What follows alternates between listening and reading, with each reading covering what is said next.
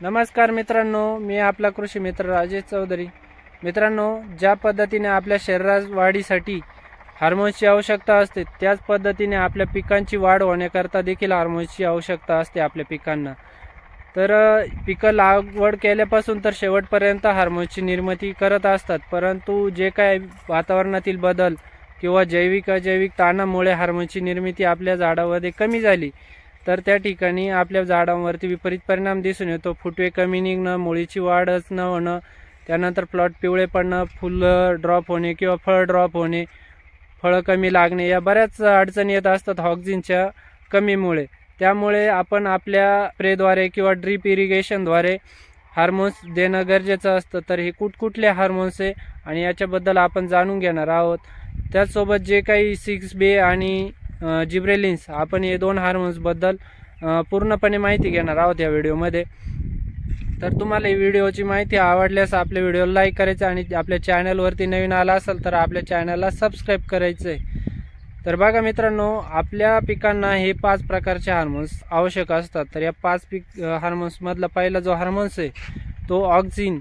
ऑक्सिनमध्ये IBA म्हणजेच indole ब्युटरिक acid, त्याच्यानंतर NA म्हणजेच नॅफ्थॅलिक ॲसिटिक ॲसिड आणि त्याच्यानंतर IA म्हणजेच इंडोल ॲसिटिक ॲसिड, हे जे 3 ॲसिड्स आहेत यांचा स्प्रे केल्यानंतर किंवा ड्रिपद्वारे दिल्यानंतर आपल्या पिकाला त्या ऑक्सिजनची पूर्तता होते। ऑक्सिजनमुळे आपल्या मुळांची वाढ होत असते।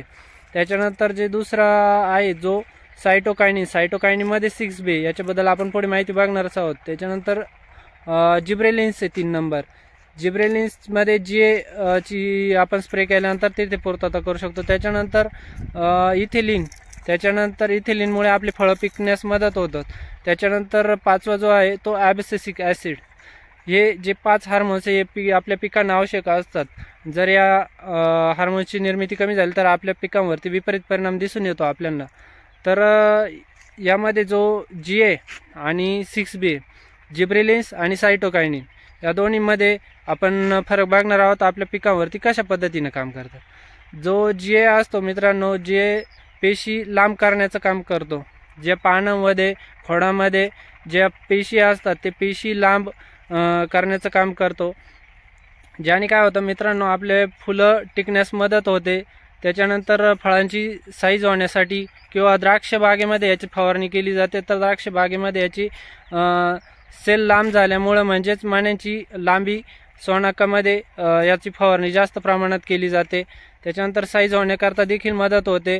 त्याचप्रमाणे आपले पानं देखील लांब होतात आणि रुंद होतात। तर याने आपले पानं पातळ होतात। फक्त ज्या वेळेस आपण खराब वातावरणामध्ये याची फवारणी करतोय त्यावेळेस चांगल्या सिस्टमॅटिक किंवा कॉन्टॅक्ट बुरशीनाशकाचे सोबत घेऊन याची फवारणी करणं फार गरजेचं असतं, जेणेकरून ज्या ठिकाणी आपलं पान पातळ होतं त्या ठिकाणी आपल्या पानावरती रोगाचा अटॅक होणार नाही।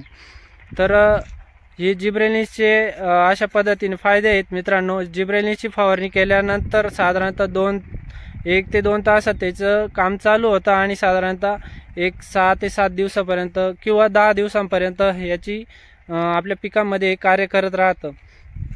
त्याच्यानंतर जो 6B आहे मित्रांनो, 6B पेशी विभाजन करण्याचं काम करतं।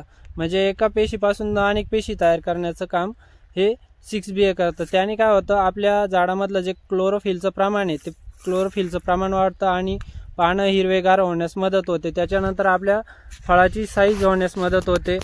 त्याच्यानंतर जे आपलं खोड आहे झाडाचं, ते खोडाची साईज वाढण्याकरता मदत होते आणि GAची फवारणी केल्यानंतर तिथे झाडाची वाढ होते।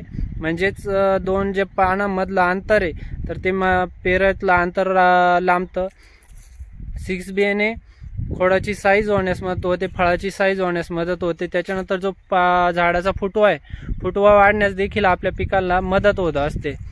तर त्याच्यानंतर आपल्या पिकांवरती जो पानाचा हिरवेगार पानं वाढल्यास त्याच्यात प्रकाश संश्लेषण क्रिया देखील वाढण्यास मदत होते आणि त्या ठिकाणी आपल्या फळाची साईज, फुलांची सेटिंग होण्यास देखील मदत होत असते।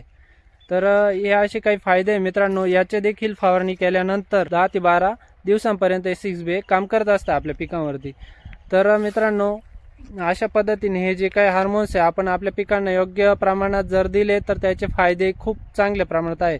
पण ज्या वेळेस आपण आपल्या पिकांना जास्त प्रमाणात किंवा चुकूनही जास्त प्रमाण जर झालं तर त्याचे विपरीत परिणाम देखील आपल्याला भोगावे लागतात।